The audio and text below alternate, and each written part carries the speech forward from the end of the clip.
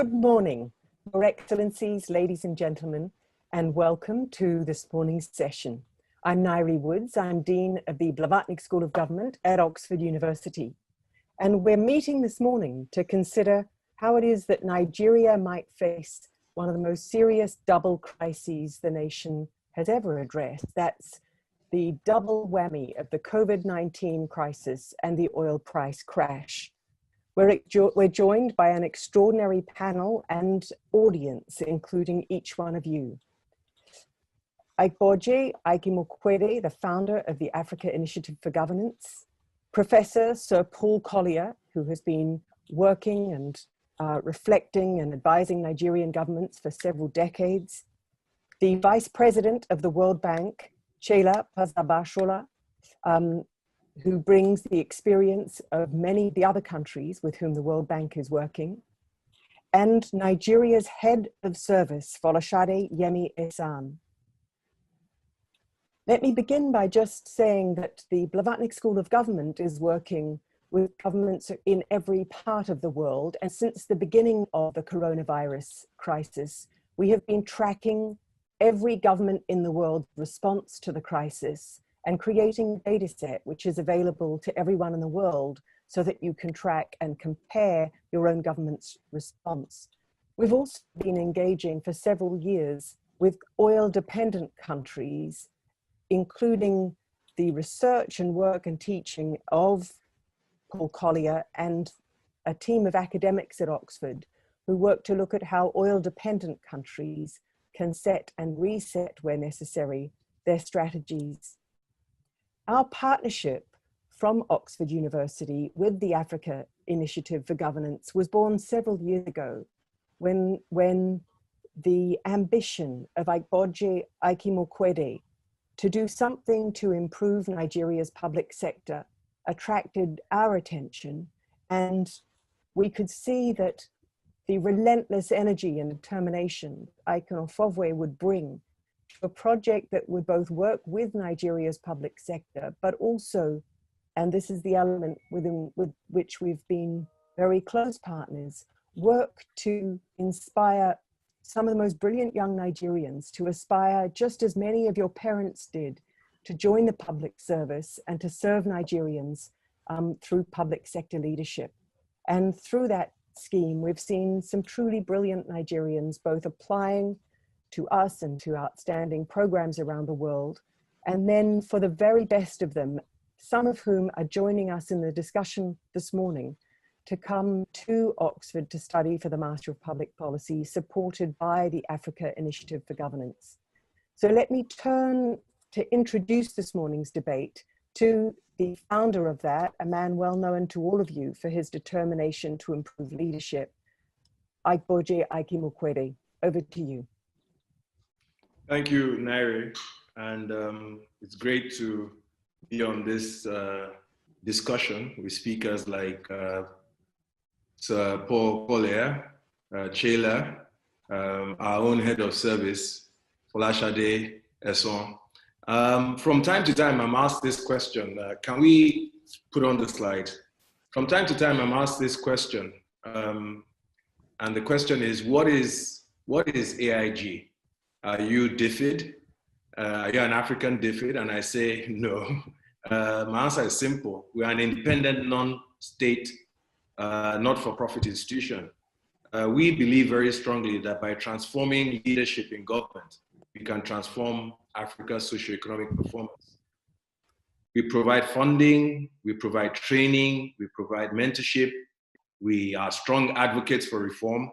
And when we see strong reformers like the head of service, Dr. Eson, we actually partner with them and get into the trenches of reform on this ongoing project to transform Nigeria. I have 3 slides, including this, that are going to speak to health issues because, of course, our conversation this morning is centered around a health challenge. And I think this is going to set the context for the discussions to follow, particularly ending on the note of what are really the opportunities for transformation that this pandemic and, of course, the coincidence of an oil price crash at the same time, provide, to Nigeria. So if we go on to the next slide, which is numbered slide 2, I think the oil platform analogy is quite fitting. Nigeria today faces the double whammy of a virus pandemic and an oil crash. And I like to think of crisis as platforms for change. I think it was Rami Emanuel that said, never waste a great crisis. And this particular burning platform is calling for unprecedented action by Nigeria. The problem, however, is that virus pandemics have two things that can fuel them. And those two things are populations, large populations, as well as poverty or the absence of revenue to deal with the pandemic. Let me start with populations. People take for granted what it takes to deal with a pandemic from a social standpoint. The logistics and social challenges of fighting pandemics are probably the reasons why nations fail or succeed. They're very daunting. And a simple one, and when we come, for example, to the HIV pandemic, you think it's easy to get people to practice safe sex? And I mean, this is something that we take for granted in many regards today. But in the mid-80s, early 80s, when HIV/AIDS began to first rear its head, and I think of my life as a student in university, these things were not easy to get people to adjust to. Just like today, the COVID pandemic and the issues of social distancing are raising. Now, of course, poverty, it takes some to defeat pandemics. It doesn't help when you have a population of 200 million, like Nigeria does. But let's talk about huge sums. Thus far in the world, $15.9 trillion is the value of interventions announced globally, which comes to about $2,000 per person in the world. 99.9% of this actually comes from government. I'm taking the global announcements. And about 10 basis points, which is 10 bips in a percent, actually come from the private sector. I'm talking about globally. In Nigeria, we have 6.5 billion of interventions announced, which comes to $32.5 dollars per capita. And this is beginning to lead and tell you something. Now in Nigeria, as opposed to the rest of the world, and it speaks to, of course, the structure of the Nigerian economy, 95% of the announcements have come from government, 5% from the private sector, which is huge. But then at the same time, some people look at private sector commitments and ask, is it too much? And I laugh because our private sector commitments have not yet even reached the sum of 100 billion naira. That works out at $1.30 per person. That is really, so the more from the private sector we can get, and from every other source, Nigeria needs all the help you can get. Now below, you see the pandemic death rate. The world has certainly come to a standstill because of COVID-19. And that is principally because if you look at the profile of pandemics globally, most pandemics actually don't hit Africa first. HIV, for example, yeah, you can say malaria because it's a tropical disease, but the malaria pandemic was certainly shared between Africa, Asia, and the Americas. And what you find actually is that fighting pandemics is a marathon, it's not a sprint. It takes years and decades and so on to win these battles. You need huge reserves of fuel. It's not what you do in the first 3 months that's going to count.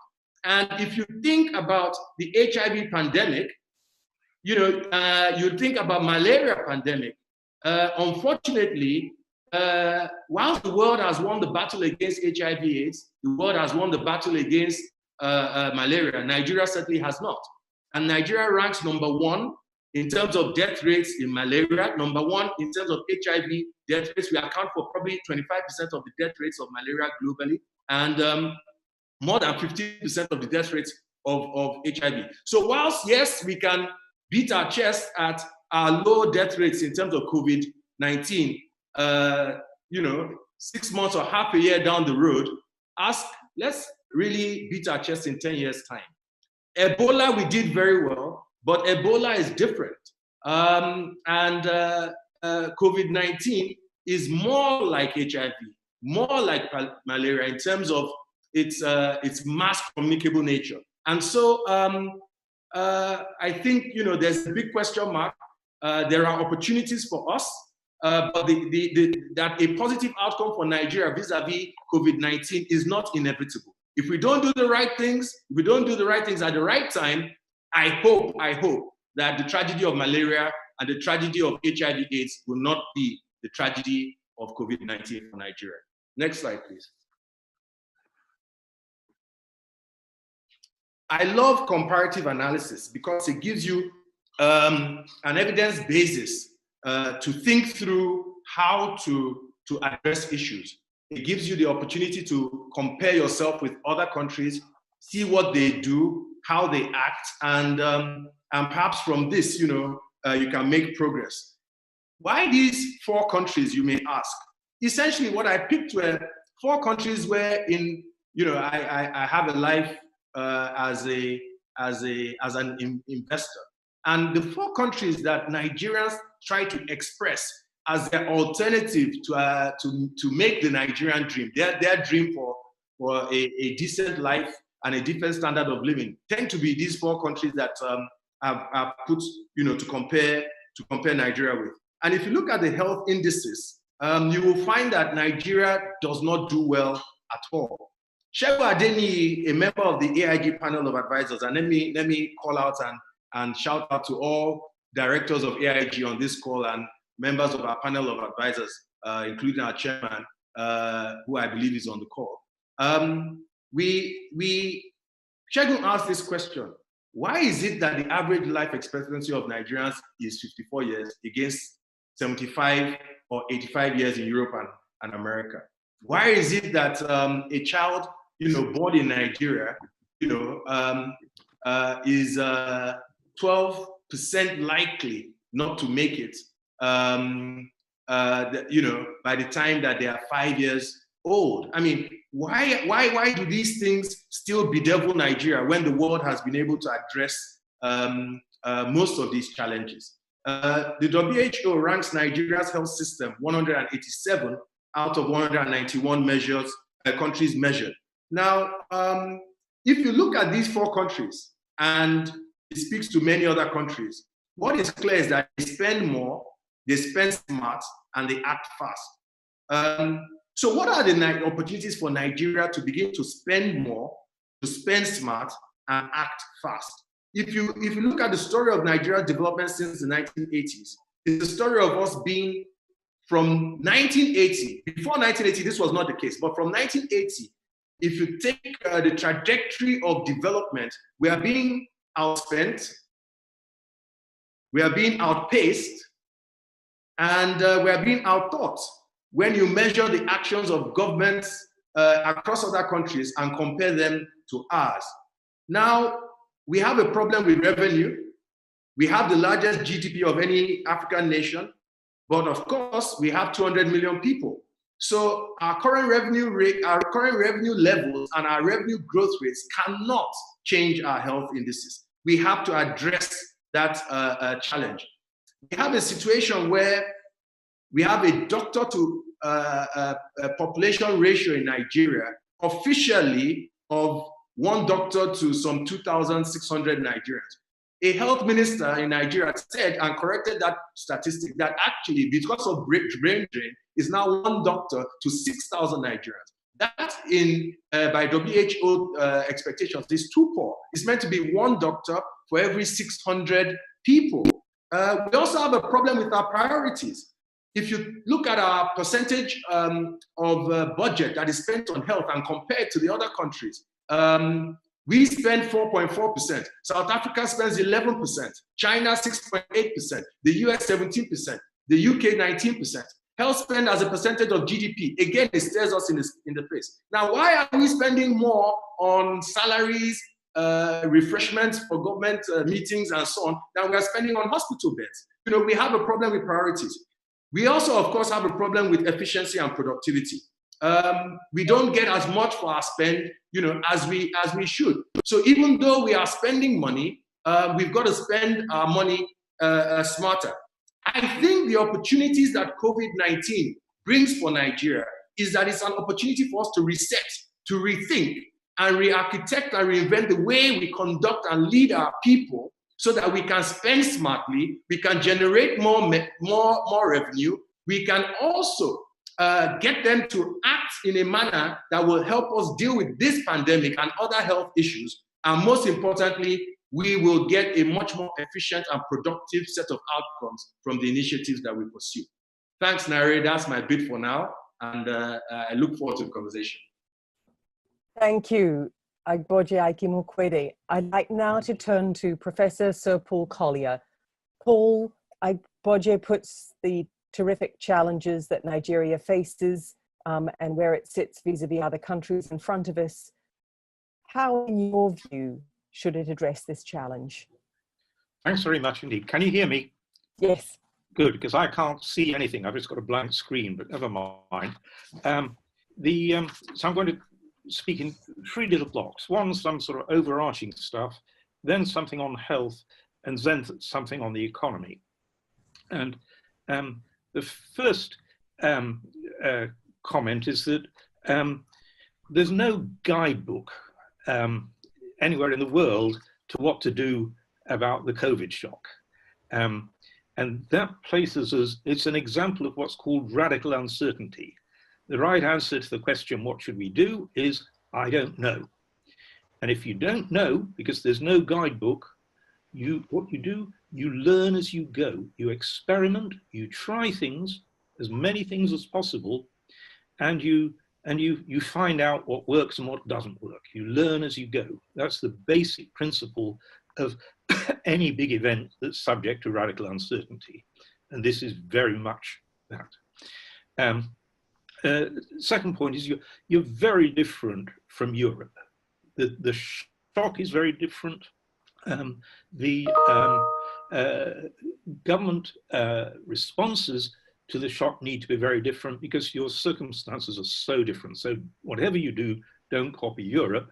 And as for copying America, don't even think of it, right? The third point is, and this builds on what's just been said, is leadership really, really matters. But there are two styles of leadership. Humans are unique amongst all animal species.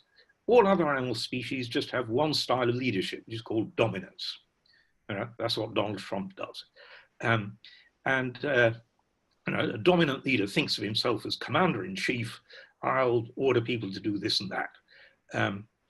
That's not the style of leadership which is needed now. The style of leadership which is needed now is not commander-in-chief, it's communicator-in-chief. Because it's very important. The government sector in Nigeria is itself really pretty small relative to the society and the economy. And so the communicator-in-chief role is to guide what business should be doing, what people living in households should be doing, what social enterprise should be doing, what communities should be doing.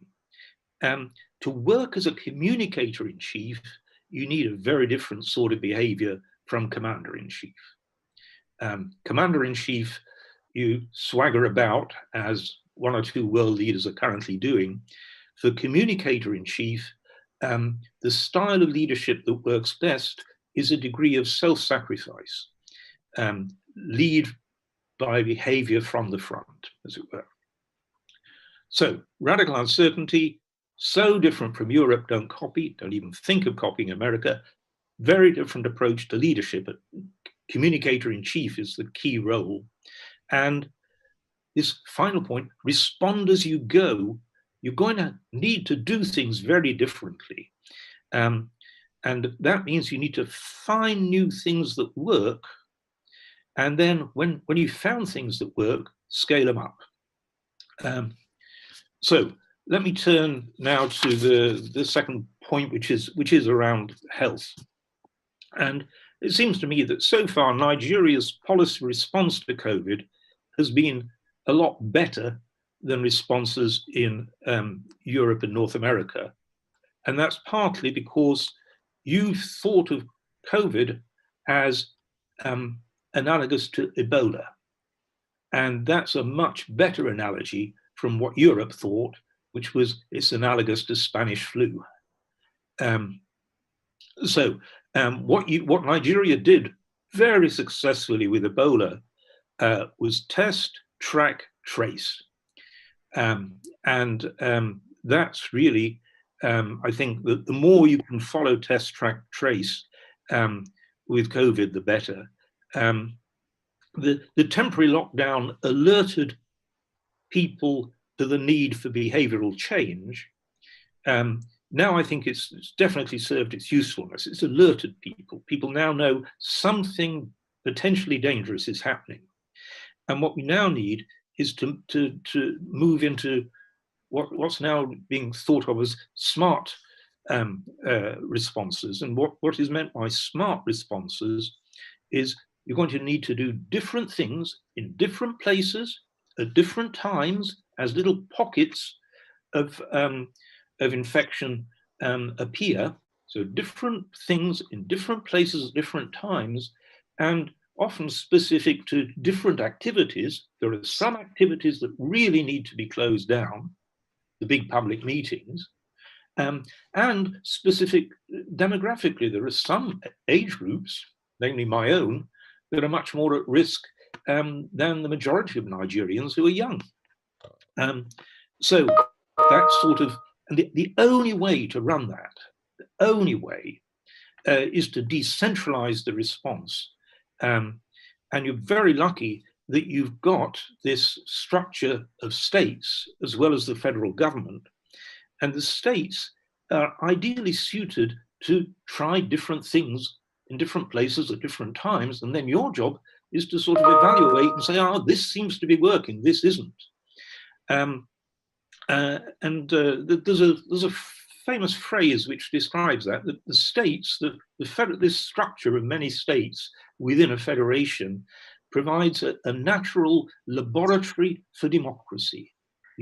It's the one structure in which democracy enables different things in different places.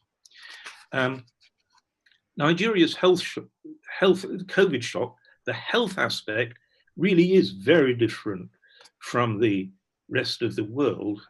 As those slides are brought out, Nigeria's own health situation is very different from the rest of the world. You've already got a major health problem, which has nothing to do with COVID. And the vital health priority is to maintain and expand your basic health services. You've got a population which is unhealthy and poor, and is going to get poorer. And so that's the priority, I think, is to try and reduce the deaths from malaria, from the basic killers. And issues like ventilators are frankly irrelevant to the core of Nigeria's health problem. But now let me turn to my main message, which is that the key respect in which the coronavirus hit is so different in Nigeria than in Europe is that the shock to Nigeria is mainly an economic hit, and it's a very big hit. It's the fall in the oil price, it's fall in remittances, it's probably some capital flight, and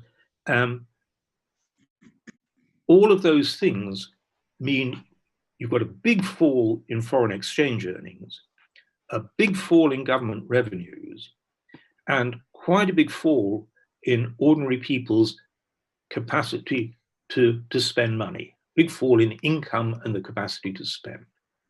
So those are the big three economic shocks. Foreign exchange, you've got much less of it. Government revenues, much less of it. Ordinary people, quite big falls, I think, in the ability to spend. Now, on top of that, you've got three features which really amplify that shock. One is that it's likely to be pretty persistent. You know, the rest of the world is merrily talking about V-shaped recoveries, probably not going to be a V-shaped recovery, But the oil price is certainly not going to be a V-shaped recovery.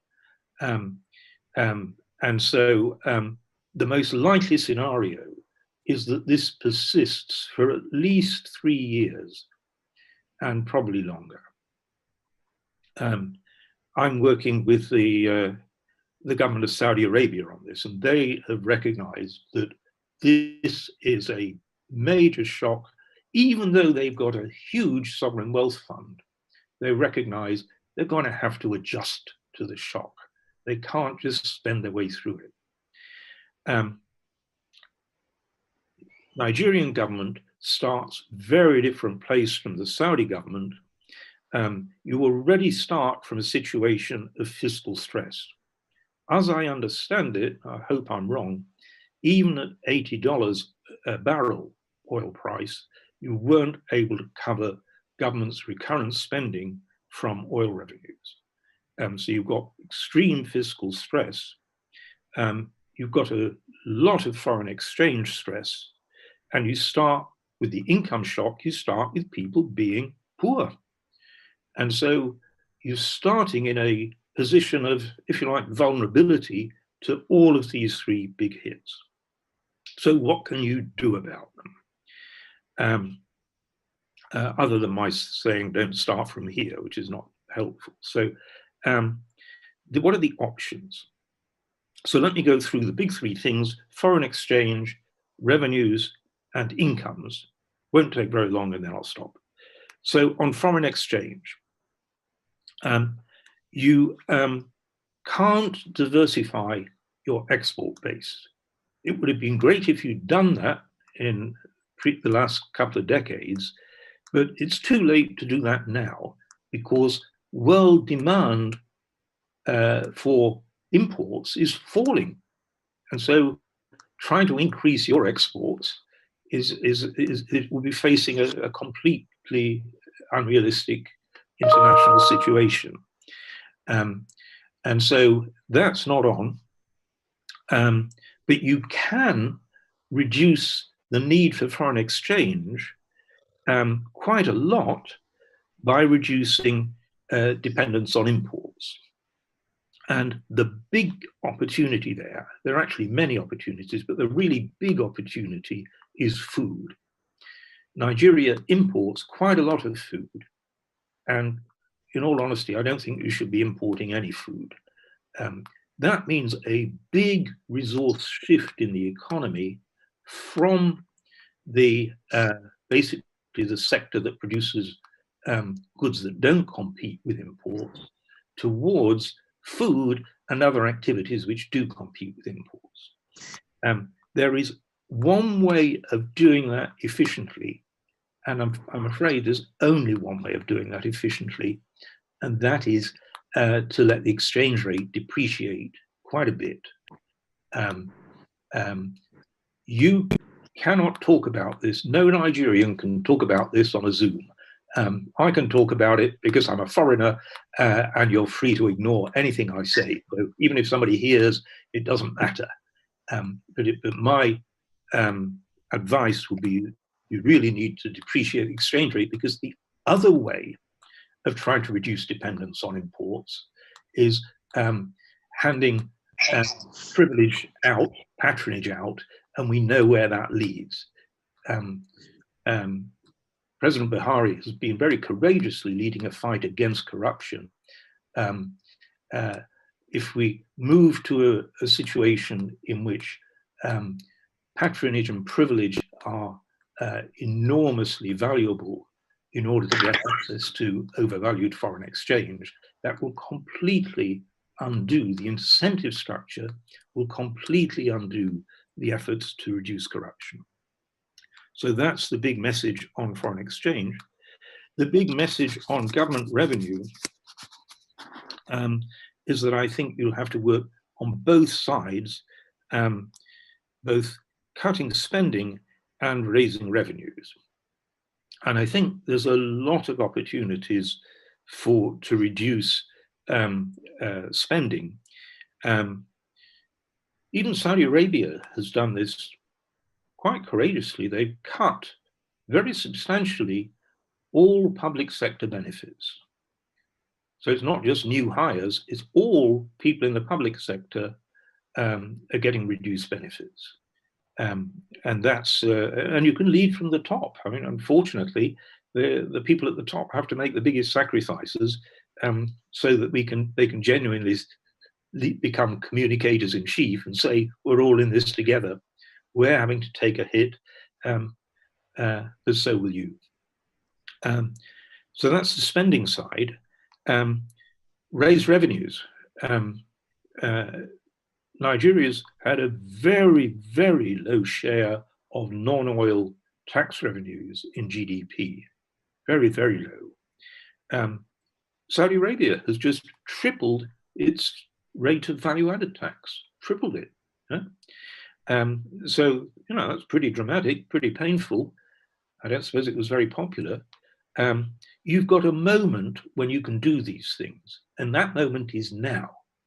Because at the moment, having had the lockdown, you can say, we've got a major crisis on our hands. Everybody in the world has a major crisis on their hands. If you try and kick the can down the road, you may be able to kick it down for a year, but it will be still there in a year. You'll walk down the road for a year and there will be the can. And this time you won't have any resources to kick it down the road. And when you say to your population, I'm sorry, we now have to adjust because of COVID, they'll say, but COVID's over. COVID's over. So now's your chance to bring the population with you and say, this time we've got a crisis, we're going to have to change. The final hit, so foreign exchange, government revenues, and the final hit is to people's incomes, the incomes of ordinary households and incomes of firms. And you cannot cushion household incomes very much by handing out government money. Government, first of all, doesn't have much money, but above all, government is just too small relative to the economy.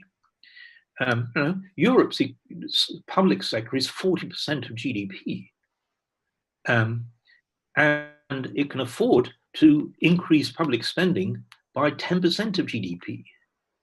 And so it can provide cushions to people who become unemployed and the like. You're in a very different situation, but fortunately, you've got one big buffer that can work to cushion the household incomes of ordinary people. And that is the informal sector, where most ordinary people already get their livelihood. And my advice here is to do everything you can to help the informal sector to grow.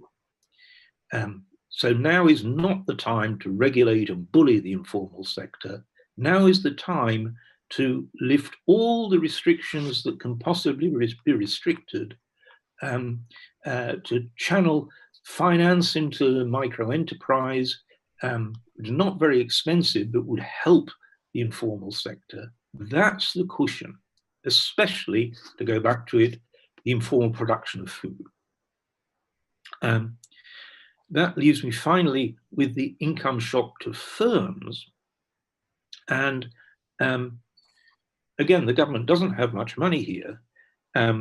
What's the best channel into firms is through the banks, through extending bank credit. And also Nigeria, unusually for Africa, does have a certain amount of non-credit longer-term finance to firms in the form of equity. And that is what really desperately needs to be expanded. The scheme that's happening in Europe, which may be worth a thought, is that initially governments have encouraged banks to extend loans, partial guarantees of credit to firms, and then they're now in the process of going to be converting those loans into equity. And that equity, they're going to push down so that it's managed by locally based venture capital. that's too complex a message for me to describe in my remaining minute, but I do have a new paper on it with Oxford's Professor of Finance, Colin Mayer, and I'm happy to share it with you. On that note, I think I've more than overrun my time, so I apologize and I'll stop. Thank you.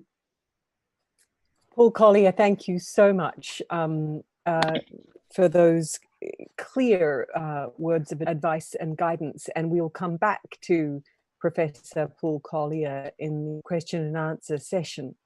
I'd like to invite a couple of responses from our audience now. I wouldn't want this discussion to proceed too much further without hearing from the chair of the board of the Africa Initiative for Governance, known throughout the world, the former President Obasanjo. President Obasanjo, could I invite you to join us in this discussion and to make a comment? Thank you very much. I want to apologize for joining you late, but I join you in the midst of Professor Paul Collier's presentation, and as usual, brilliant. I will say that Nigeria has done fairly well in the handling of COVID-19 pandemic.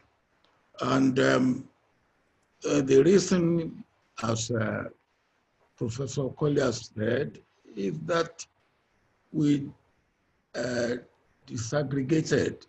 We really took it down to states and to communities. I was pleasantly surprised when I went to my village, and I found people from the state government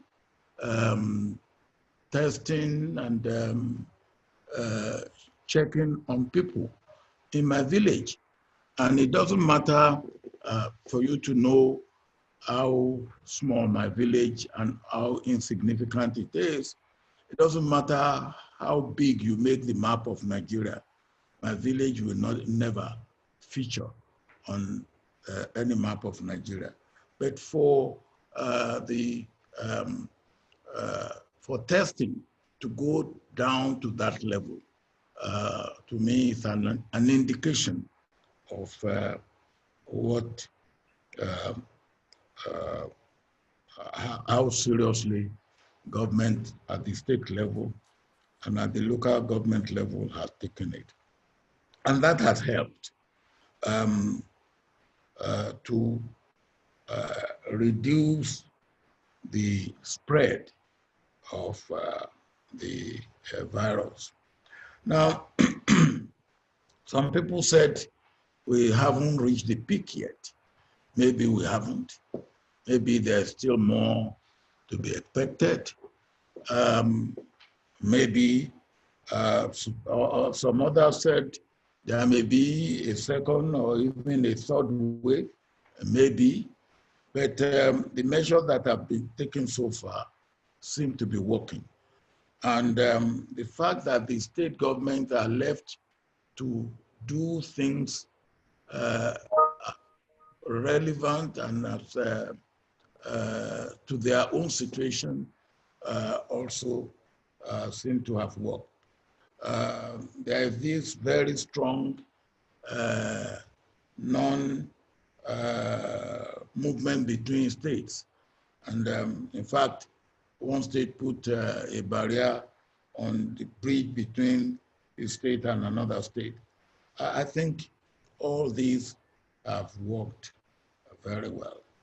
But I think the point that is very important on this topic is the oil price crash and Nigeria's choice, tough choices.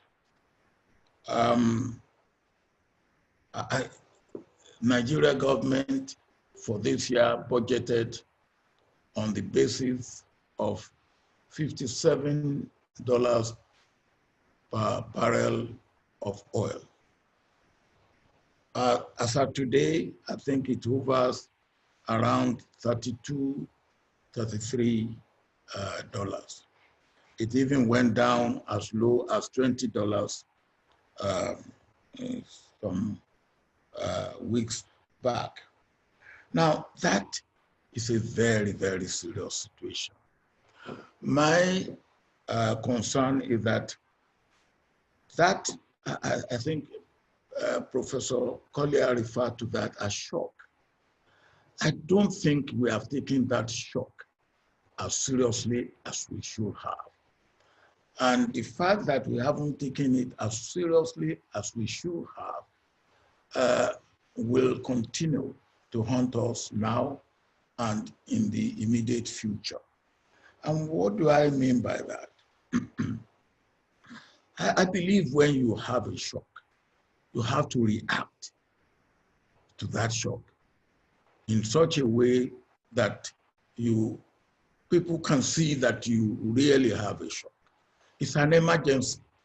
And what are the emergency actions that we are taking? In the economy, we don't seem to have taken much of any emergency action.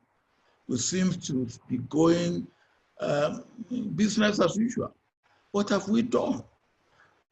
Professor Collier talked about reducing government expenditure. We haven't done anything. One state, the governor said he will reduce the salary by 50%. I believe all public sector in Nigeria at the highest level should reduce salary by 50%, and maybe the low-income workers by 25%, graduate down. And that should go on for as long as necessary until we get it into our psyche that we are really in an emergency. Now, that hasn't been done, and I don't know whether it will ever be done. I believe that the oil price crash should be used as an advantage because we have paid lip service to diversification of our economy for decades now. And we move 2 steps forward and 3 steps back. There was a time when I was military head of state, we were almost sufficient in rice production. And then the government that came in after that established a ministerial committee for importation of rice, not for production of rice, for importation of rice. And then, of course, all the gains we have made to be self-sufficient in rice production was lost, and lost with tremendous corruption going with it. Now, maybe this is the time when the issue of diversification of our economy can be taken seriously, because we are in an emergency, and people will understand that this is an emergency. But as Professor Collier said, I will want to, and I don't think they are really tough choices, but I will want to mention 3 or 4 areas where we just have no excuse and no choice but to take them seriously. One is food. Now, if we are spending money to import some of the staple food that we eat, like rice, like maize, I think it is a great shame. That we can stop. Now, and in agriculture, I talk of agribusiness now, the whole value chain from even making the instrument for land preparation up to the food on the table. Now, that is an area that we can also pay attention for employment, for job creation, and for wealth generation. I don't talk of poverty alleviation. I think the world is tired of hearing of poverty in our land. And I think we should change the narrative to wealth creation. And if you create wealth, and we can do that, and we should do that at every level. And the main instrument or the main platform for doing that should be agribusiness. And if we take that seriously, first, we will stop importing food, particularly staple food. I don't mind if anybody wants to eat caviar, and let him import caviar, but put heavy tariff on caviar. That is not it's not a necessity. It's a luxury. So food must be taken seriously, and this is the time to do it. We can give ourselves a space of 3 years and say, look, within 3 years, we want to be self-sufficient in key staple food in this country. If a country like Vietnam, who never produced coffee, decided that they would be producing coffee, and within a space of 5 years, they became the second largest producers of coffee in the world, then it is possible. And there is, I would say, there is ample opportunity for Nigeria. Now, after food, the next is what I call substitute. Substitute for things that we import. And Professor Collier mentioned it. Now, how much fertilizer do we have to import? How much can we make use of natural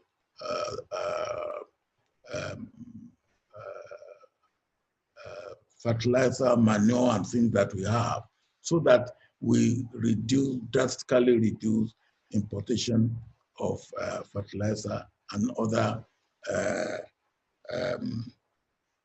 things that we need to enhance agri-production. I think I take just fertilizer. There are other areas where we can look for substitute and cut off or reduce drastically in import. Then there is what I call raw material. Again, raw material for what we need to produce locally. I found that we are looking for a number of other things that we import. And when I remember some time ago when I was in government, and and they gave me and they said to me that, look, we are importing food. I said, give me the breakdown, the analysis of the food we import. And one of the things that we are importing is toothpick, which goes under food, toothpick. And I look at the amount of money we were spending on toothpick at that time, over $5 million for toothpick. Now, how much do you need to establish a toothpick industry? And we ban importation of toothpick, and toothpick industry sprang up everywhere, and they were not even producing only toothpick, they were producing chopstick, because it's more or less the same thing, the same raw material, and were exporting. Over 25 years after we have imported, we have banned the importation of toothpick. In fact, over 30 years, one government came and decided to allow importation of toothpick. And what happened was that of course, because it was dumping all the Nigerian toothpick industry folded up. Now, that I think speaks volume for itself. I believe diversification should be one thing, and as I said, this is the time, the shock and the emergency. Diversification, the other area that I believe we need to, after food and employment and what I call substitute and raw material, it's export. There are still things that can be exported, particularly in the area of agriculture. But there are certain things that we need to do that we haven't done. For instance, we produce yam. I think we are one of the largest producers of yam in the world. But our yam cannot go outside Nigeria because we have no certification center. So our yam can only go as Ghana's yam because Ghana has certification center and Nigeria has no certification center.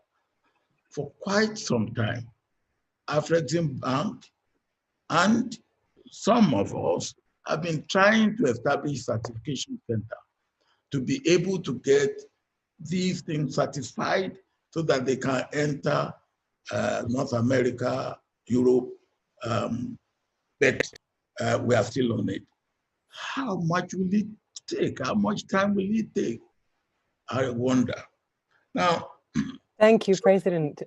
These things called tough choices, they are not real tough choices. They are necessary choices that we should make right now. Otherwise, we will continue to wallow in what we are wallowing in before COVID-19 and after COVID-19. President Obasanjo, thank you so much. As ever, so crystal clear in the steps that Nigeria could take. Before we move to our next speaker, there is one other audience member who I would like to call upon just for a brief comment on what he's heard so far. And that is the Speaker of the House in Nigeria, Femi Gbajabiamila, who I believe is in the audience. And if I could call on you just for a very short comment from the floor, Mr. Speaker, it would be an honor.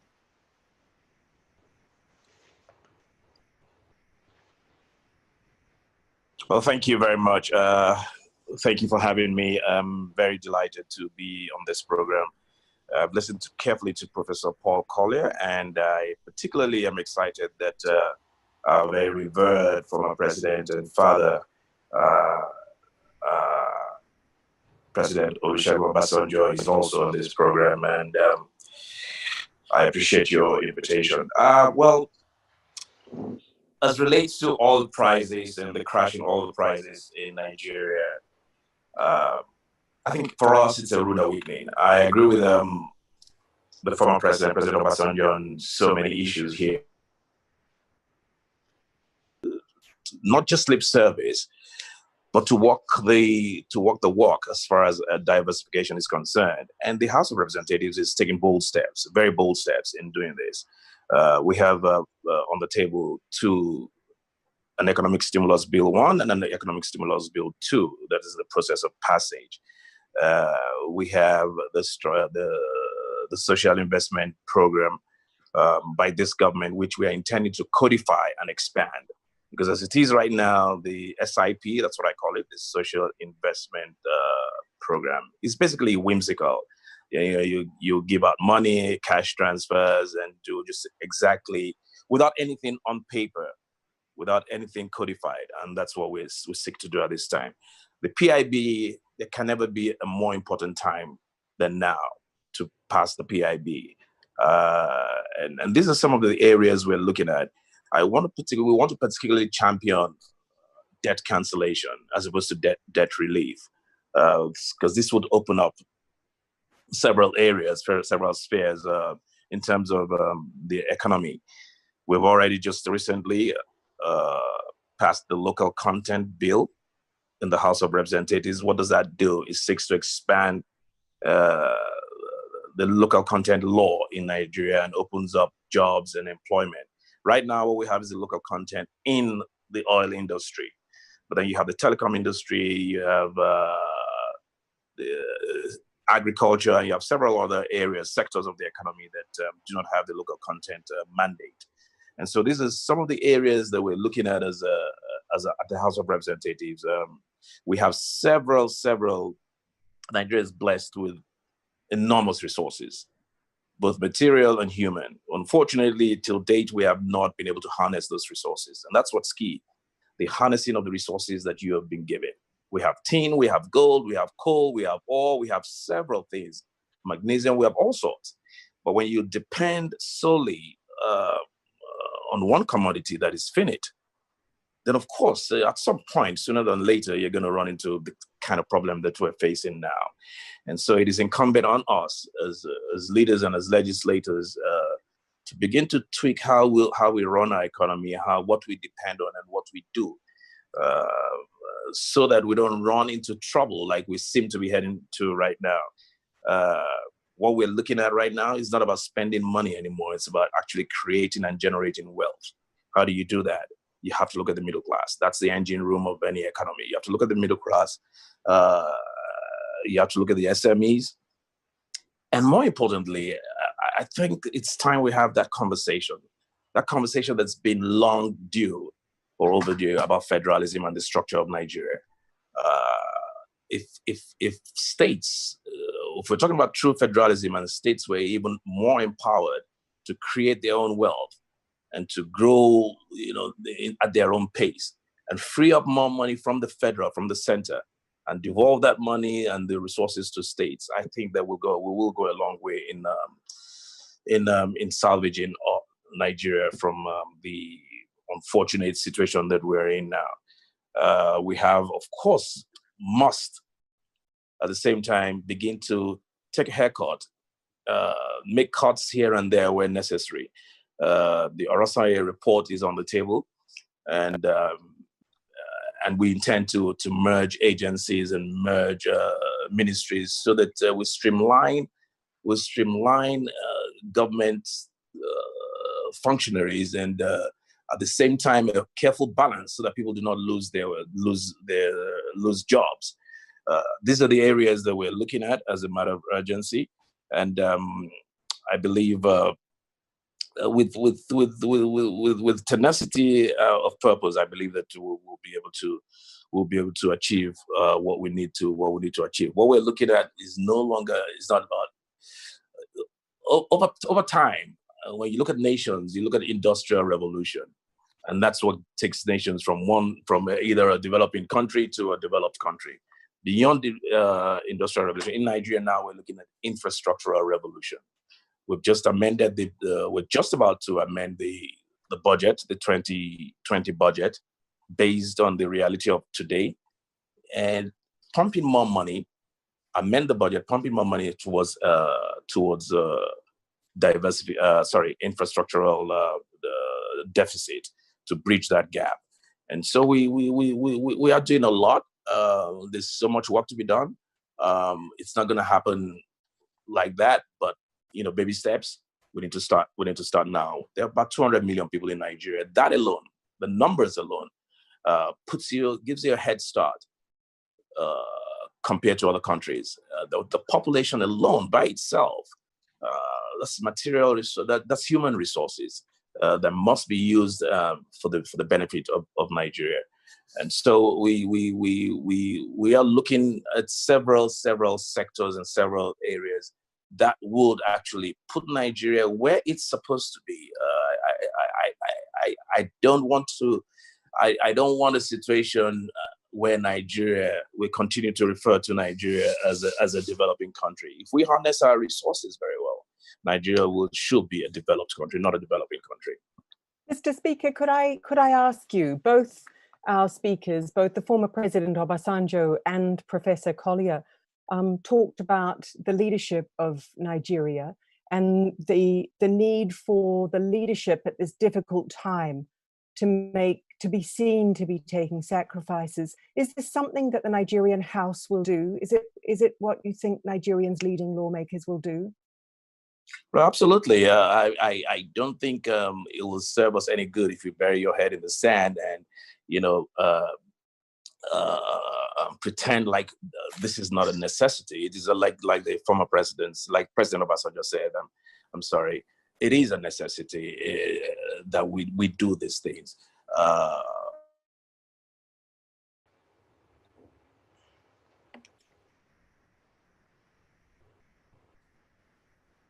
So we're open to a proposal to merge.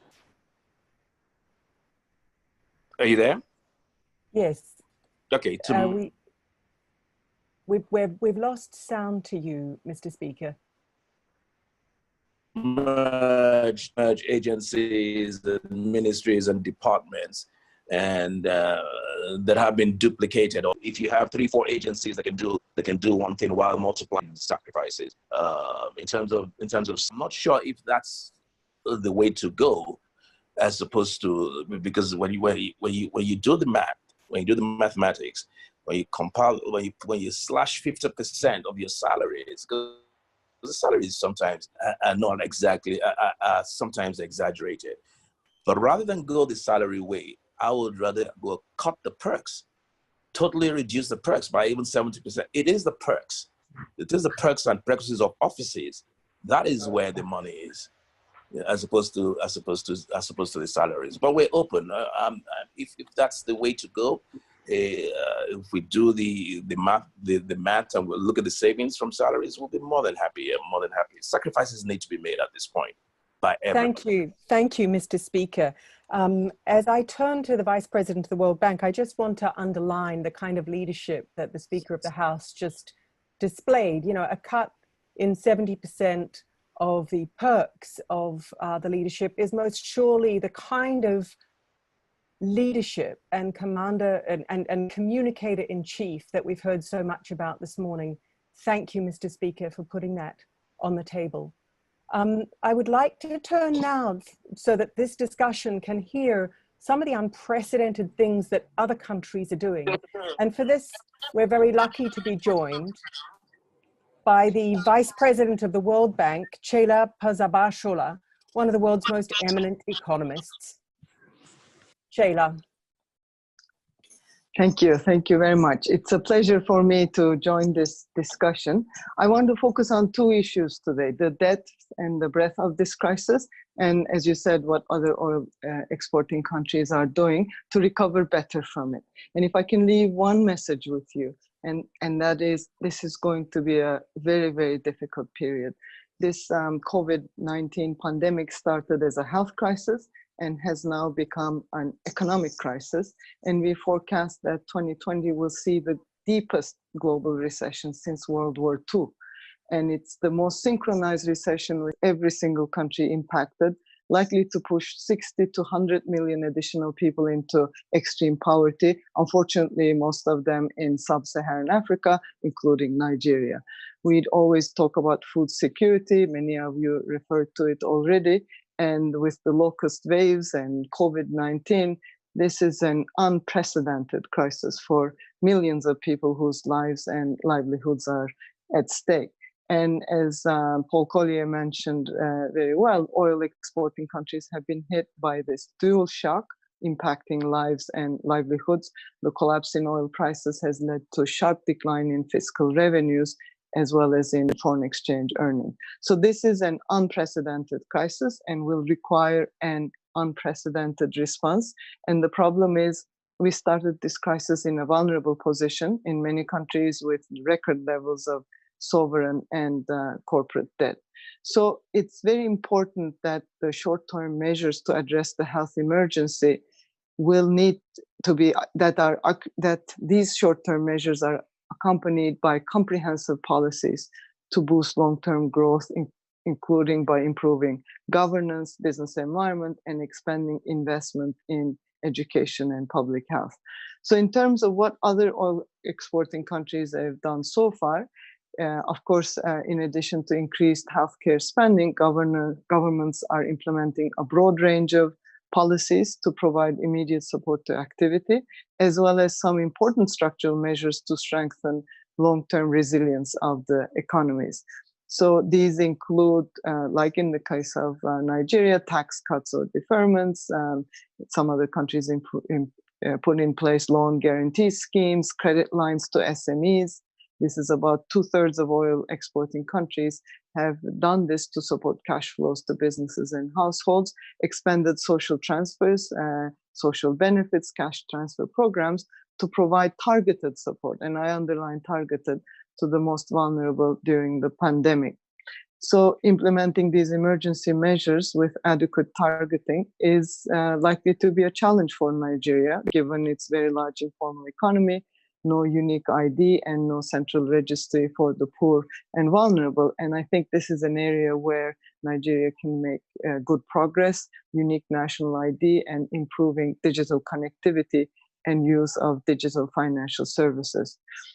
In terms of rebuilding better and really implementing reforms to transform the economy, you might ask why we are focusing on this now. We are in the midst of a serious crisis.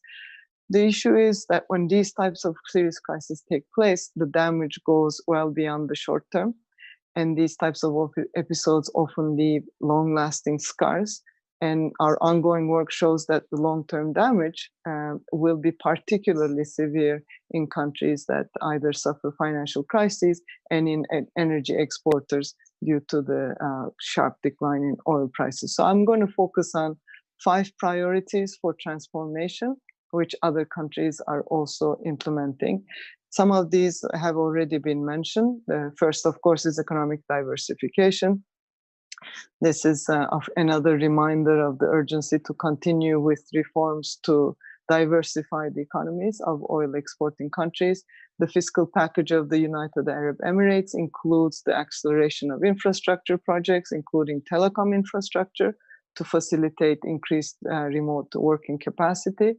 Paul mentioned the need, and some of the largest oil exporting economies are focusing exactly on that in terms of diversification at the state level to improve agricultural productivity and facilitate agribusiness.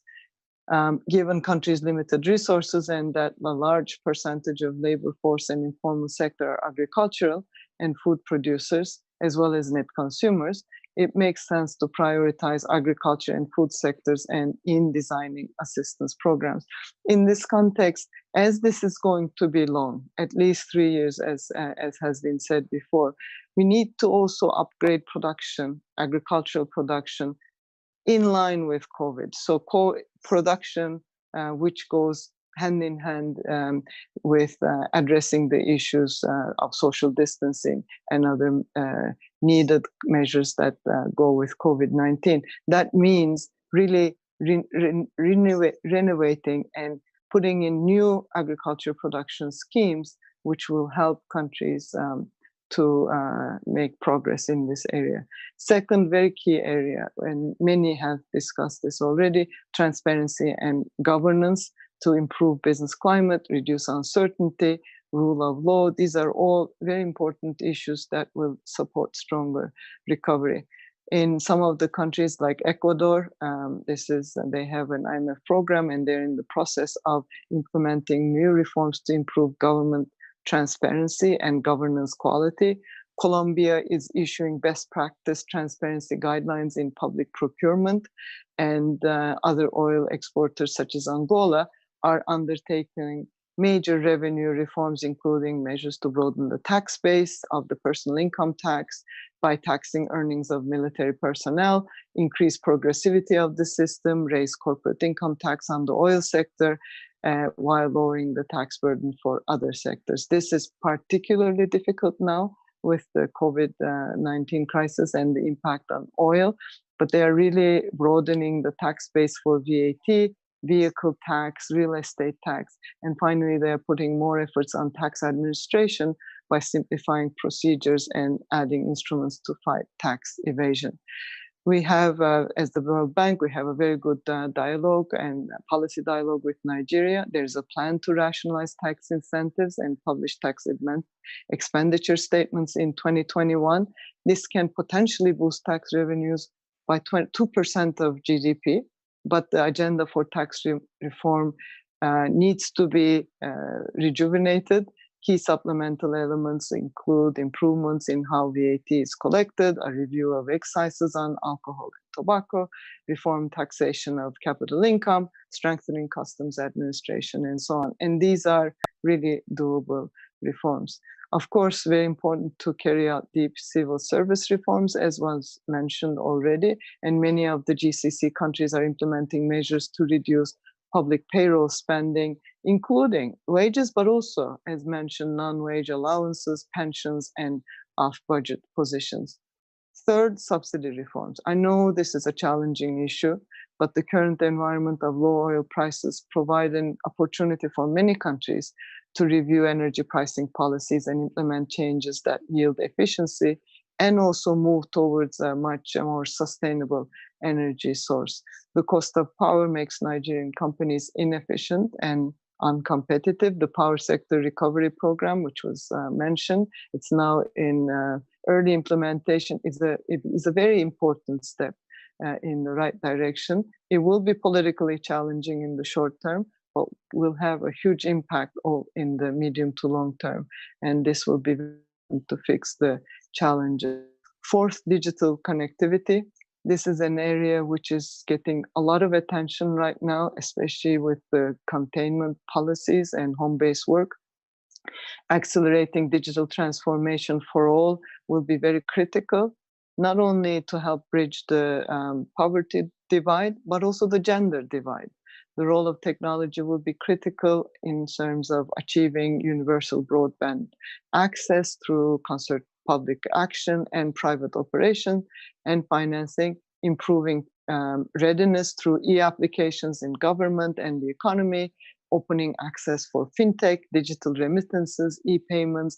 All of these are going to be really critical to shift towards e-based access, which I think this crisis has really underlined.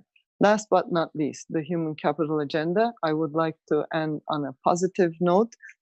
I wonder if oil is Nigeria's biggest asset. What about its people? 200 million people, an important overlooked asset in my view, and this needs to be harnessed through skills development and promotion of a vibrant private sector. And that really means reducing the role of the public sector in the economy. And this will be critical to foster entrepreneurship, to support formal and informal firms' adjustment to the new normal and the recovery. And this is exactly what we are seeing in some of the countries I mentioned. And I hope that this will be the way forward in Nigeria. Thank you very much for the opportunity. Over to you. Ceyla Pazarbasioglu, thank you so much. 5 very clear lessons drawn from some of what other countries are doing that we've had put in front of us. And Ceyla reminds us of something that every speaker has focused on, which is agriculture and the importance of agriculture. But she's added to this debate the need to simplify and speed up government processes and procedures. And of course, this is an opportunity, not least because there is greater technology that's available to do that. But none of that technology will work if the very most talented Nigerians don't put their minds to it, and if the public sector doesn't attract the very most talented Nigerians to do that. And so with that, let me turn to one of the very talented Nigerians just mentioned, Dr. Folasade Yemi-esan, the head of Nigeria's public service, to talk us through what this is looking like for the head of service. Dr. Yemi-esan. Thank you very much, and good afternoon, everybody. I'll just run briefly. I appreciate the panelists, especially President Obasanjo. It was so good sitting here and listening to you again. Thank you for being a part of this meeting. So I'll just quickly go through an overview and then talk about what Nigeria is doing before I zero in on what the public service is doing and what we're geared to do in the future. We all know that we recorded our first index case of coronavirus on the 27th of February this year. And that was just 2 weeks before the WHO declared the disease as a pandemic. And while we were struggling with the pandemic, there was a report by the United Nations Development Program, which said that the socio-economic impact of COVID-19 on poor and developing countries will take years to recover from, with income losses in developing countries forecast to exceed $220 billion. It was also estimated that nearly half of all jobs in Africa could be lost. This is a very disheartening news that we all must read, look at, and plan against. Nigeria is in a very peculiar position because in addition to the COVID-19 pandemic, the falling oil prices has also contributed to the recent economic downturn and also the subsequent US dollar shortage. Nigeria has put in some measures as response. I'll just quickly go through some of this. The first is the Economic Sustainability Committee. This was put up to design and respond to the impact of COVID-19 pandemic and the crashing of oil prices in the global market. The committee is chaired by His Excellency, the Vice President, Professor Yemi-Esan, and has been tasked to devise a strategy in order to be able to keep the economy going and also make provisions to ensure that jobs are retained and indeed more jobs are created. The second thing is the establishment of the Presidential Task Force on COVID-19. This was inaugurated by President Muhammadu Buhari on the 9th of March, and it's to coordinate and oversee Nigeria's multi-sectoral intergovernmental efforts to contain the spread and mitigate the impact of COVID-19 pandemic in Nigeria. The PTF is chaired by the Secretary to the Government of the Federation, Boss Mustafa. The mandates include, amongst others, provision of overall policy direction, guidance, and continuous support to the National Emergency Operations Center at the NCDC and other agencies involved in the response activities to ensure coordination. It is also to enable the delivery of national and state level outbreak control priorities, amongst others.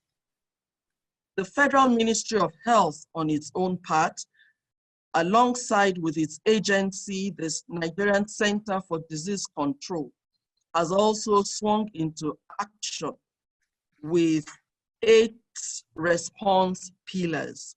The first is surveillance, case finding, point of entry, case management, infection prevention and control and research, laboratory testing, logistics, risk communications, and coordination.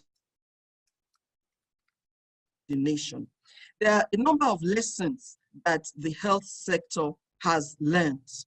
The first is that as a country, we need to fund this sector very, very well. And the second thing is that even the funding should be managed better and even more efficiently. The federal government and the Federal Ministry of Health is also poised to improve the healthcare system going forward. There are also fiscal policy responses by the federal government.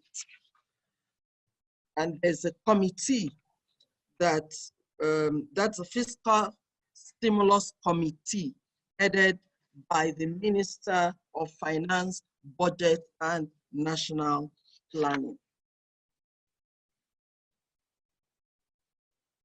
Now there's some interventions. A lot has been spoken about these interventions, but I'll mention a few. There have been daily briefings by the Presidential Task Force on the situation of COVID-19 in Nigeria and what the multi-sectoral collaboration is doing. There's the contingency funds have been released to the Nigeria Center for Disease Control. About 935 million naira was released to NCDC.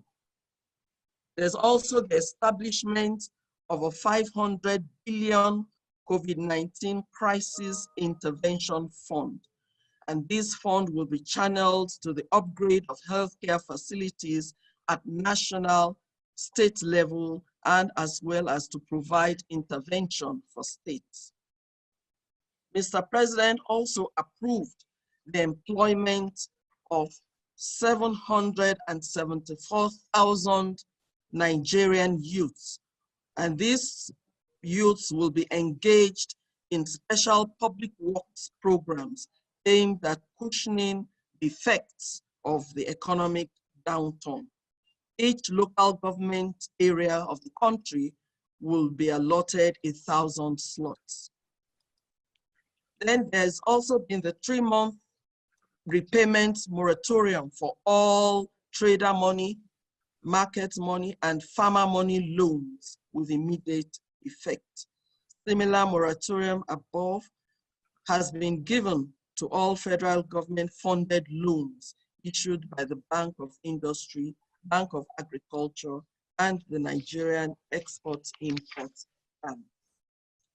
These are just some of the interventions that have taken place so far.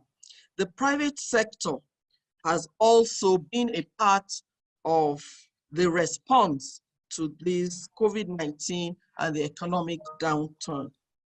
A number of very significant and impactful interventions have also been made to the federal government from the private sector.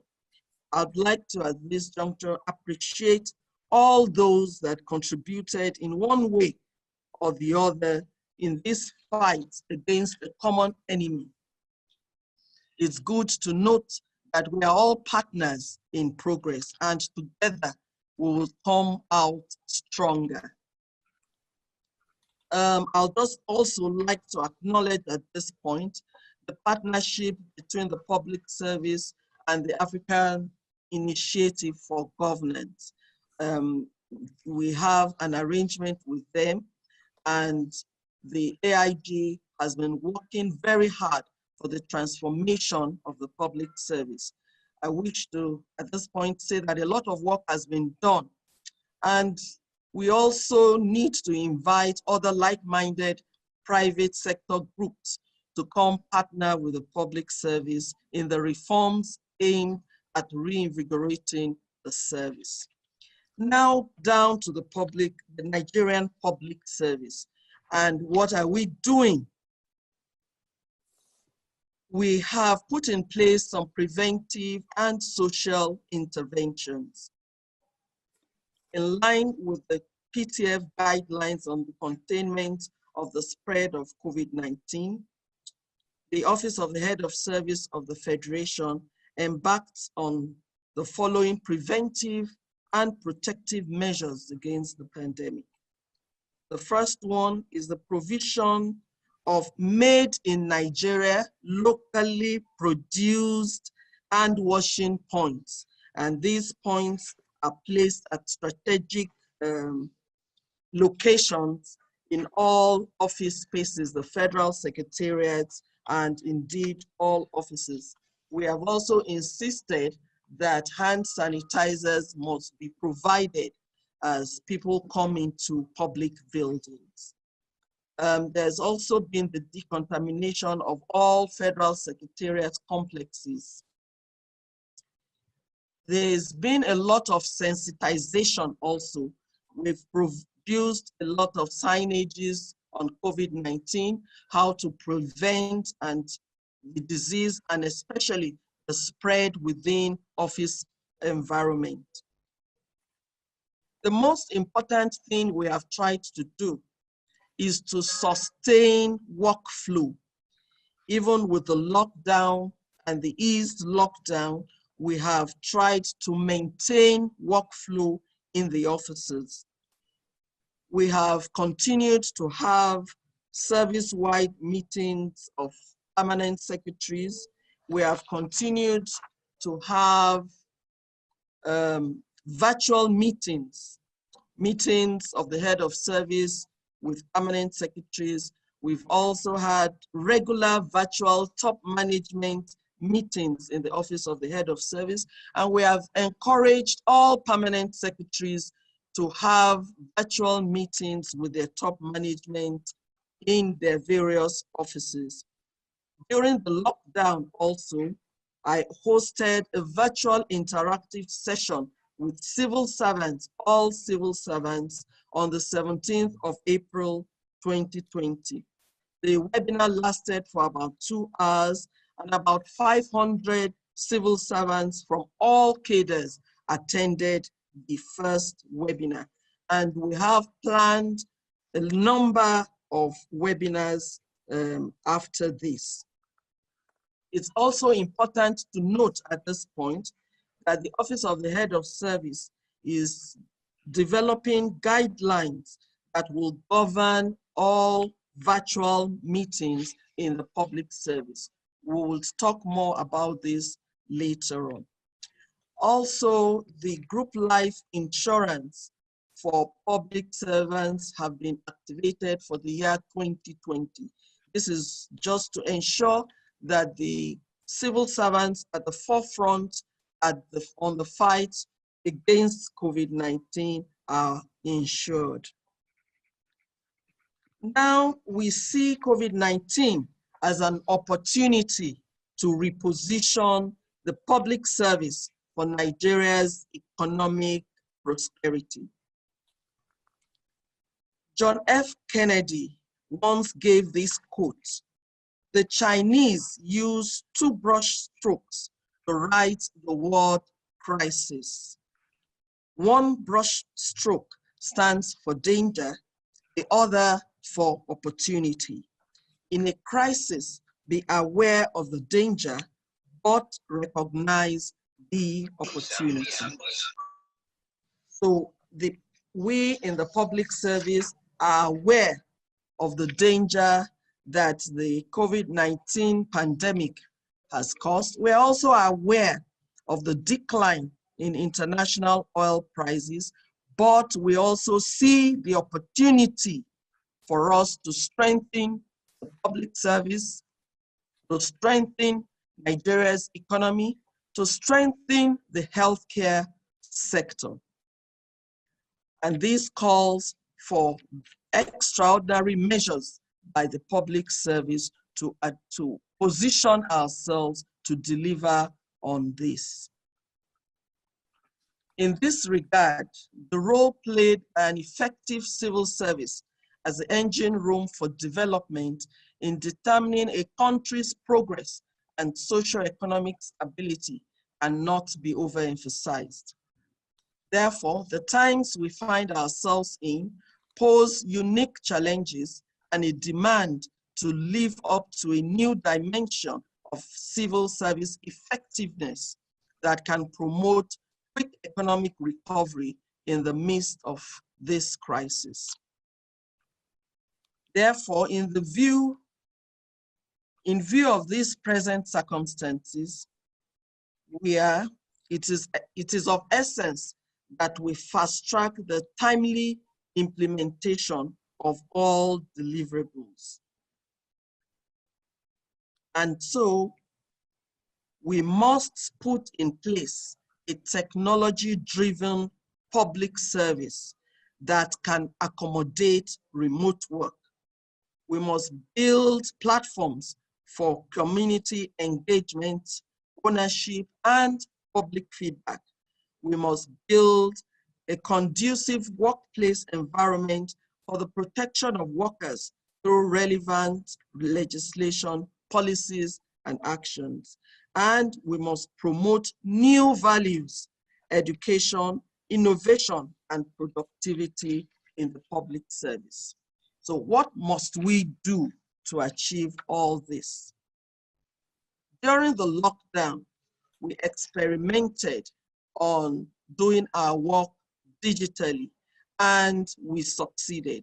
So going forward, we must proactively put in place structures and mechanisms to digitize all administrative processes to ensure improved and seamless running of government business. In this light, the Office of the Head of Service is working with our partners, AIG, towards implementing the following as part of its digitization plan and proposed policy on remote working. Some of the processes that will be digitized immediately include establishment processes, recruitment processes, learning and development processes, payroll processes, employment management, employee management processes, and many more. Public servants must therefore prepare themselves for the new workplace that will emerge post-COVID-19. Change management seminars will also be organized to ease the transition to a more digitized workplace. We are also putting new policy directions in place to guide governance going forward. Current situation is an opportunity for us to think outside the box and to develop new policies that will mitigate the effects of the COVID-19 pandemic to produce a very professional and efficient service. We need to think of alternative sources of revenue and economic diversification. Professor Paul Collier talked a lot about that. We must look for ways of increasing our exports and reducing imports. We must emphasize and develop policies that transits between white collar and blue collar jobs. We're going to encourage this transition in order to bolster other sectors of the economy, especially the agricultural sector. We must look at the entire food chain and especially value addition to our agri products. Greater emphasis must be placed on strategies for utilization of local content. The Office of the Head of Service has already started looking at that seriously. We must eliminate waste and enhance value for money on government expenditure. In conclusion, the COVID-19 pandemic is a wake-up call to all policymakers, all arms of government, and operators of all sectors of the economy in the country to initiate and embrace a more inclusive and integrated multi-sectorial response. No doubt, tougher decisions need to be made, including, but not limited to, the diversifying of the country's revenue base away from oil exports and improvements, most especially in education and healthcare. Technology and improved capacity of the nation's human capital base. I liked when the Vice President talked about the human capital, the large human capital base that Nigeria has. We must not ignore that, and we must increase our capacity with the aim of ensuring that the economy is able to recover quickly from the difficult situation that we find ourselves in. Thank you very much. Head of Service, thank you so much. Nigeria is lucky to have such a determined and talented and wise Head of Service, and what you've just set out for us are an ambitious set of policies that only Nigeria could do because of its talent and its people, and because of the determination we're hearing this morning to make a difference. Now, I've seen that in the comments and questions and answers, we have a question from the former Emir of Kano, former central bank governor, Mohammed Sanusi, and I would like to bring you in if you could prepare for that, Governor. But just before that, I have a question from Hakim Onasanya, who is one of the AIG fellows at the Blavatnik School this year, doing a Master of Public Policy. He's a doctor and somebody who's worked in technology and telemedicine in Nigeria. Hakim, if I could call you in to ask your question of the Head of Service. Thank you very much, Ngaire. It has been an informative session. And thank you to the AIG team, not only for this, but for the opportunity to study at the Blavatnik School of Government. My question is to the Head of Service and to the Speaker of the House of Representatives. The question is, I was very happy, just as many Nigerians, to know that the Oronsayin report is going to be implemented.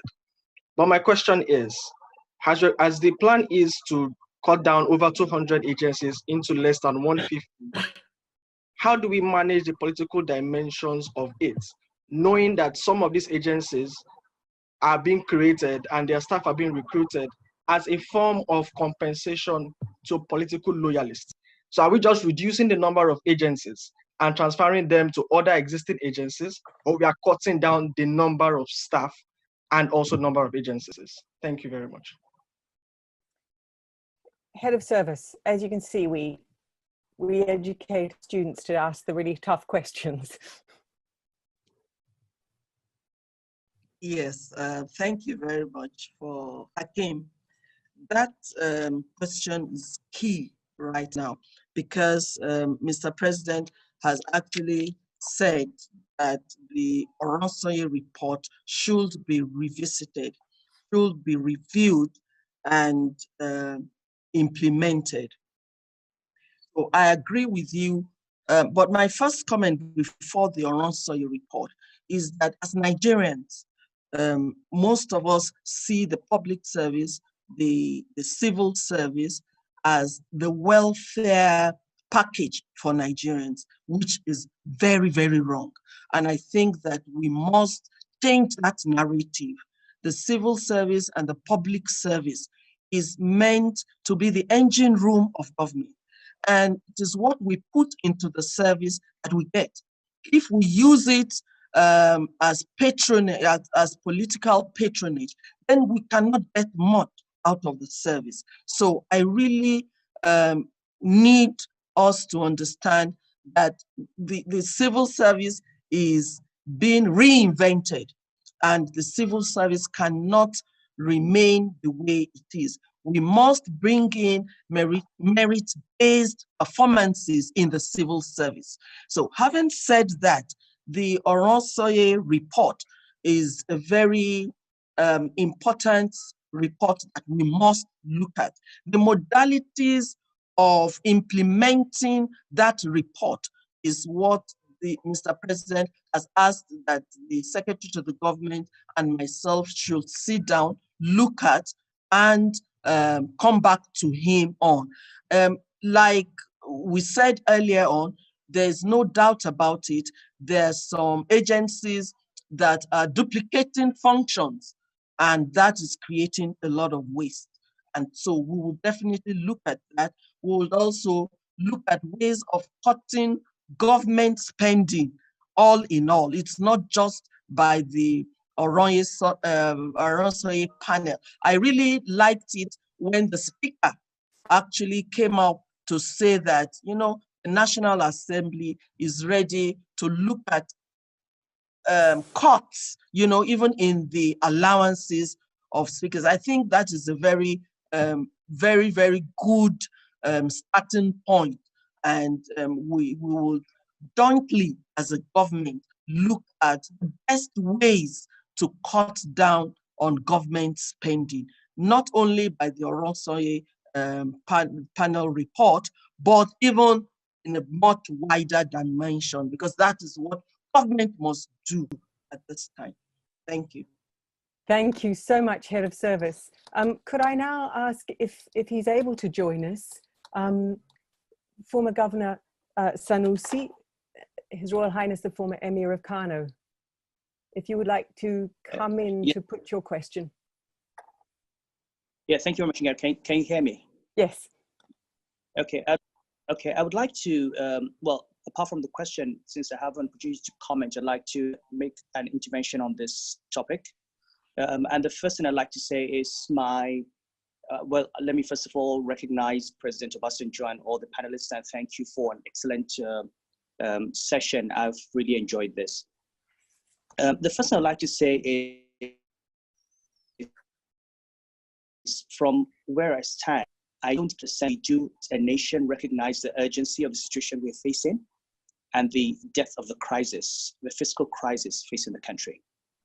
On the eve of COVID and the collapse of the oil price, the Nigerian government was already spending over 60% of its revenue on debt service. And what was left was not enough to cover recurrent expenditure. With oil production costs at over $20 a barrel, I'm not sure that at $30, $40, we're able to even cover debt service. So the reality is we do need to take a hard look at the structure of the country and understand that some of the decisions we took many decades ago do have implications for the cost structure of governance. So let's ask a few questions.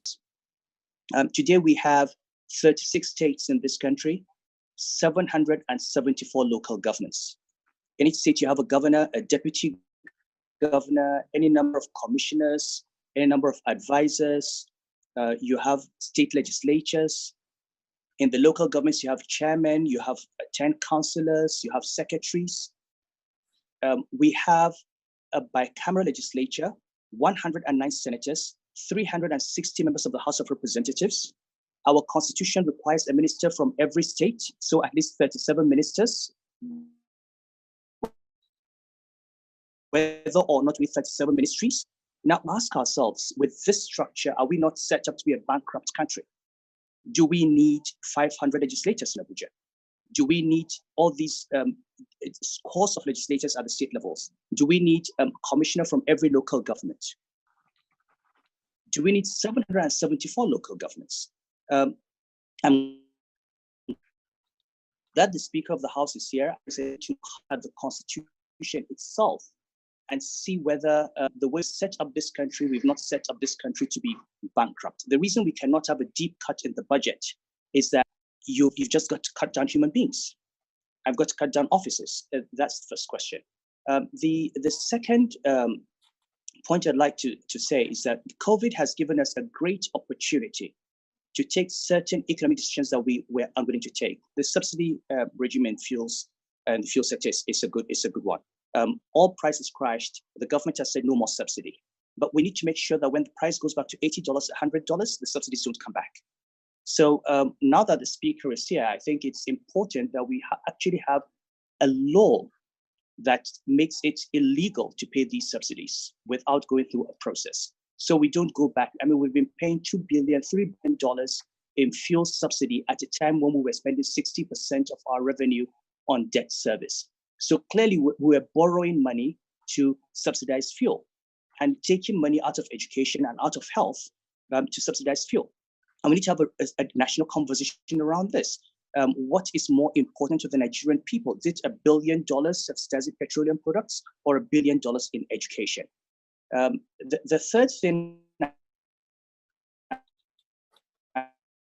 I think we haven't done well is have upfront a decision on where we're going to put in resources and not be trapped into history. So if we decide we want to spend 30% of our budget on education, the civil service may not be structured today to accommodate that. But there's no reason why we cannot retrain all those graduates in the civil service to be teachers and move them into education. So you're not talking about retrenching workers. You're talking about moving these human resources into the areas where you need them. We've got graduates who are sitting in ministries who are doing nothing. Train them as teachers, send them to schools, continue paying the salaries, and you can, at the same cost, increase the value to the economy and have a much more efficient use of the spend on the civil service. Another question I sent him is to Professor Collier. I didn't know I was going to speak. Yes, we've got your question. But that was basically. Sorry, I was just going to say that was fantastic. I'm very aware that we're running out of time, and I really want to give emphasis to what you've just said, which I think underlines a couple of the points that have kept coming up this morning. That Nigeria needs an outstanding civil service that attracts real talent and focuses on what it's doing. That Governor Sanusi said, we've set up this country to be bankrupt. This is a fantastic seminar this morning because we have the Speaker of the House, we have some of Nigeria's legislators who can pick up and take forward this question of, can Nigeria really afford this huge political structure which sits over the civil service and sometimes prevents it from being the efficient machine that the head of service would like it to be. But I want to, just before we conclude with comments from Mr. Aig Imoukhuede, I want to just bring a question to each of our other panelists that have been raised by a number of different people. And the first is, if we do what the head of service says and we stop using the civil service as a welfare system, what is it that Nigeria should do for the very poorest? So Tolu Ani and Segun Ogobonero both ask, how is it that the government should support the very poorest? Ceyla, I wonder if you've got a word on this. Should the government do cash support to the poorest? How can they best reach the most vulnerable at this time? Ceyla? So yeah, it's a great question, and I think the key is how to target that support best, because I think it is very much needed at this time. Many are suffering in terms of livelihoods, and social transfer programs, cash transfer programs have worked well in many countries. But I think the problem, and this is in other questions as well, to target it and be transparent about it. And for that, many times we have been advising countries to use digital means, which allows better targeting, better accounting, better transparency and communication. So this would be, I think, an important way to increase both transparency, but also support to those that really need it. Mm-hmm. And one other question that several participants, including Dr. Derry Awosika, who's on the AIG board, and Mr. Akarele de Souza, another attendee, put is, how can governments monitor the expenditure? Governments are making unprecedented expenditure. Can they use technology to monitor it? How could they best do that? Do you have a quick word on that, Ceyla? Yes, so I think it's really, we see this very often, this GovTech agenda, which is hugely important, both in terms of, again, having a way to digitally record the expenditure and report account on them. I think this is, e-procurement is another very key reform that really helps not only transparency, but also allowing SMEs and others to participate in important procurement. So these are the two areas I think it would be important to make progress. Thank you, Ceyla. Paul, Femi Adebola says, previous Nigerian governments have devalued, and obviously devaluation, depreciation of the currency has been a big thing that you've focused on today as a way to reduce imports into Nigeria and to ensure that you can kick-start some production within Nigeria. He says, in previous attempts, it's had little effect. So what is it that the government needs to do to assure that this time it has a positive effect? Yeah, so the price signals really do help as long as they're big and powerful, but they can be complemented by practical actions that push resources in the right direction. So as President Obasanjo said, fertilizer, it would be a good idea to produce more fertilizer domestically, a good idea to encourage the development of the agro production, the supply chains. A lot of food production is lost because it's not properly processed, and so you can't store it. So encouraging the whole value chain, whilst at the same time you're providing the incentives to entrepreneurs to do these things by using the price mechanism. I mean, that's all the exchange rate is. It's using the price mechanism, and you complement that by public actions to help SMEs. Just to sort of wrap up, the overarching thing is face these new realities, and new realities call for new actions.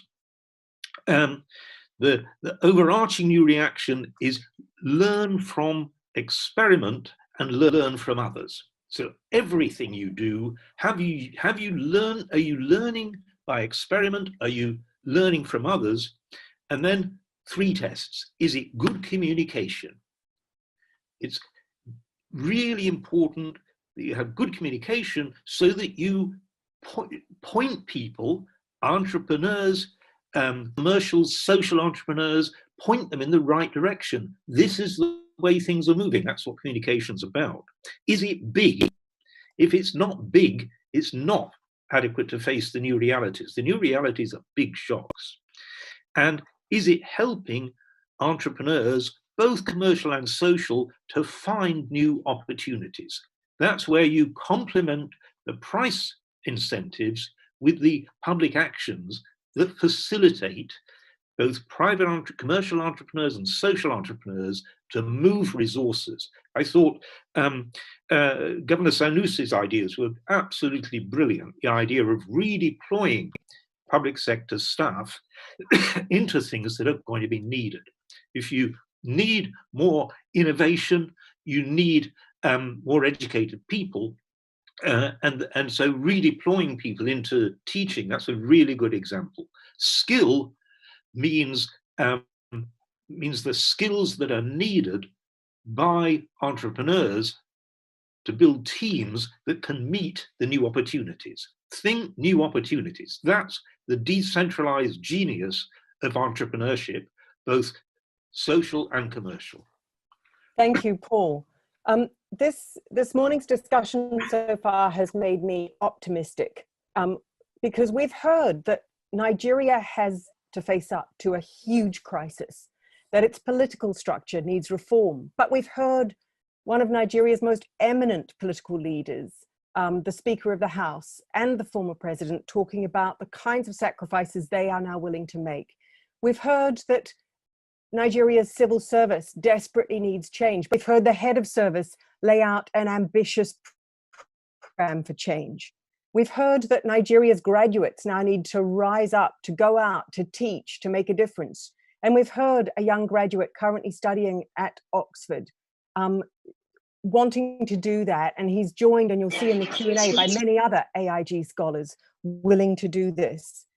And we've heard Nigeria's business leaders are going to have to step up their game and be nimble and adaptive, but also to help those other sectors achieve their goals. And I'd like to turn to one of Nigeria's most outstanding business leaders, Aig Imoukhuede, to conclude this session with his of what the opportunities that face Nigeria are. Aig, over to you.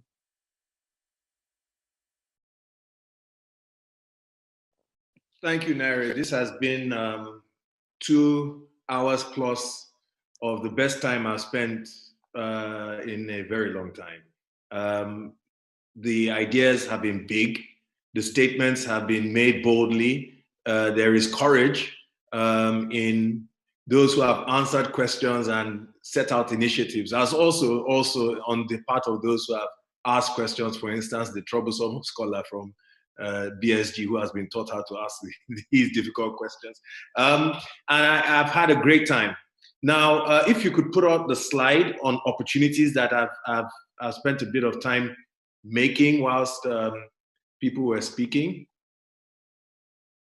And whilst he does so, the summary of where we find ourselves is that we face big and unprecedented challenges that require tough decisions, smart spending, fast action in three areas: revenue generation, resetting government priorities, and improving the indicators as a result of better performance on the part of government. And the opportunities that are summarized on this slide are: the first is bring the public sector into the digital age.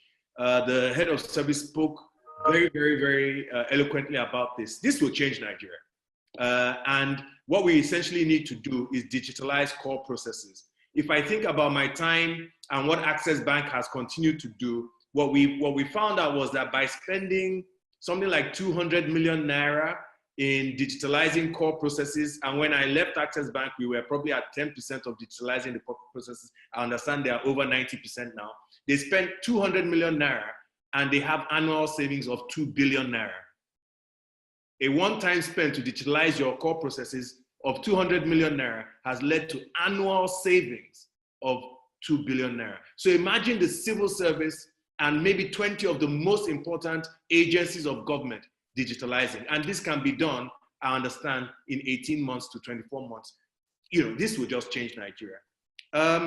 Introducing performance management into the public sector. Transparency, transparency, transparency. Why don't we have an index every year published for all Nigerians to see, discussed by the president in council with the ministers, the head of service, which shows the performance of the ministries and so on. Let them have their scorecard discussed, just like you have in any other business.